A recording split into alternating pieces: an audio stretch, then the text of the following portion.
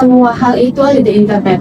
Saya sering ngerantau kesepian dan merasa jenuh saat belajar. Ini pertama dari gangguan fokus, yang kedua kesepian ya, kali ya belajar sendiri. Itu tuh aku banget loh kuatin segala fokus kita. Dari apa istilah tadi kayaknya saya nggak asing, dan kayaknya pernah lihat dari sosmed. Oke. Halo teman-teman, kembali lagi bersama dengan saya di acara podcast kali ini ya. Nama ngopi kuy, ngobrol bintang kuy. Kali ini kita ngobrol yang tentunya daging banget ya. Karena tema pada hari ini itu adalah belajar mandiri di era digital, itu tentang strategi dan makanan. Saya di sini tidak sendiri, saya ditemani teman-teman hebat di samping saya ini, terutama buat Julia di Asra ya. Sapa kabarnya Julia ya? Ya, dari Bisa dengar dulu untuk penonton. teman-teman. Yang satunya lagi ini nggak kalah depan temennya Mbak Triska yang mulia. Nama akrabnya Pizza ya saya? Ya kan.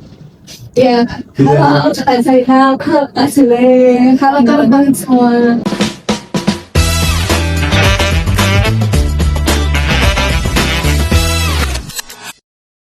Nah, di sini kita kan biasa ya dihadapkan dengan informasi-informasi yang lebih cepat seperti di media sosial.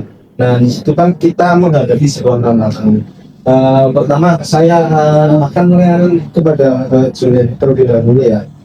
Ketika kita belajar mandiri itu, seperti apa sih tantangan yang besar yang biasa dihadapi oleh mahasiswa-mahasiswa?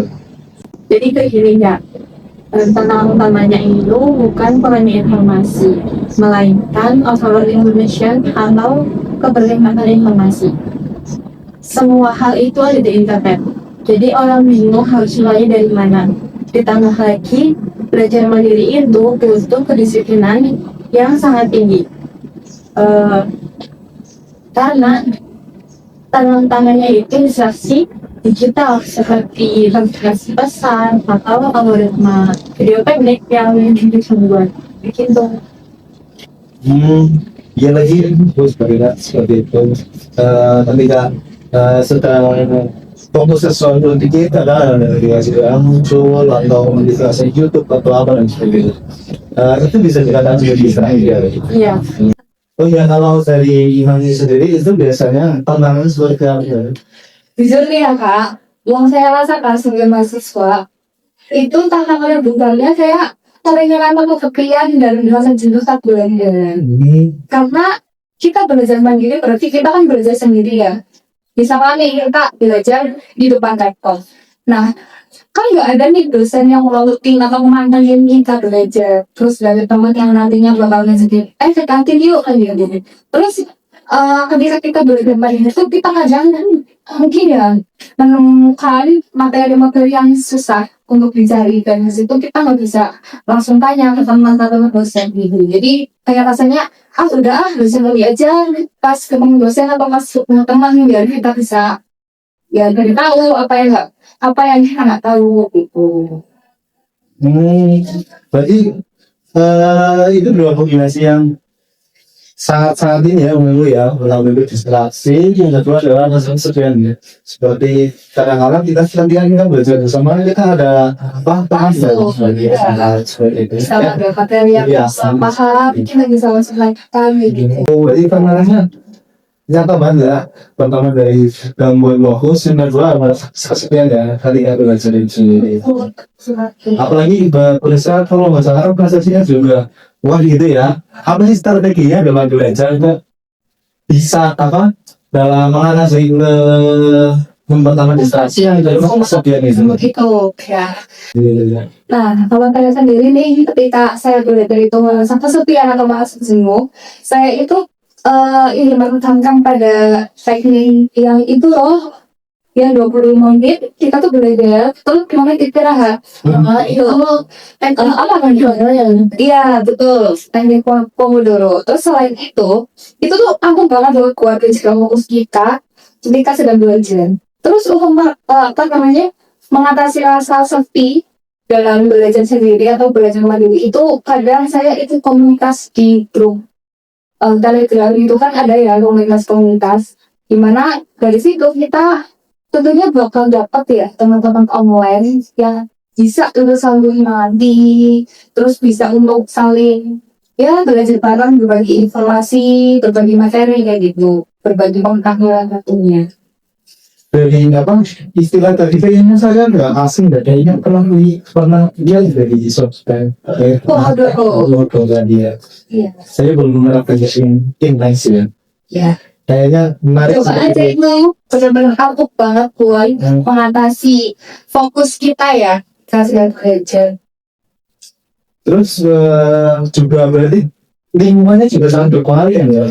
Betul. Bisa mempengaruhi ya. Lanjut ya ke environment juga. Kalau dari kacamata akan sendiri itu seperti yang tadi bisa terkait apa strategi tambahan atau pendapat terkait menanggapi dari pendapat mereka tadi terkait dengan strategi tambahan dalam belajar mandiri seperti apa? Jadi yang dilakukan oleh Mbak Isya tadi itu tekniknya itu udah benar. Jadi secara ilmiah strategi belajar mandiri itu salah satunya itu menentukan tujuan belajar yang spesifik atau smart goals. Jadi jangan cuma bilang saya mau belajar hari ini, tapi harus bisa menentukan belajarnya apa, harus menentukan waktunya berapa menit kayak gitu. Dan juga harus bisa milih satu atau dua platform yang terpercaya agar tidak bingung materi-materi yang banyak di luar sana itu. Berarti intinya berarti dengan tujuan bersasar ya. Iya. Soalnya cuma bilang saya mau belajar hari ini kayak gitu. Jadi yang mau ada tuh yang mau belajarin apa, soalnya bangunnya itu biasanya jadi nggak apa kan gitu sih. Seperti itu ya. Berarti dalam menentukan tujuan tersebut berarti kan secara langsung kita membatasi ya informasi-informasi yang sekiranya membuat relevan dan fokusnya diperkecil lagi ya. Seperti itu. Berarti kalau tadi dihubungkan dengan data dari Raisus ini berarti kan ditambah dengan pencarian yang mendukung. Jadi seperti itu. Baik untuk teman-teman tadi adalah strategi dan tantangan dari belajar mandiri di dunia digital ini. Sebelum kita tutup, saya tentunya sendiri meminta ke teman-teman ini yang kita Apa lagi nih? sekurang kalimat untuk Kalimat penutup. apa? Ya, untuk penyemangat penonton. Kalimat motivasi. Iya, boleh. Ini dari Kak Silda dulu. Boleh dari dulu dari Ya boleh. Jadi di zaman sekarang era digital ini, gawai akan gadget itu bisa menjadi guru terbaikmu atau pencuri waktu terbesarmu. Jadi kalianlah yang menjadi kendalinya. kalau dari Mbak kita sendiri seperti yang Dari mahasiswa ya. Mulai saya dulu dari contoh yang kecil. Jangan menunggu motivasi itu datang, karena kadang motivasi itu datang ketika kita sudah memulai. Ketika kita sudah memulai. luar ya, jangan lupa tunggu saja bisa ngopi gue selanjutnya. Terima kasih untuk Mbak Lisa atas podcast yang sangat bermanfaat.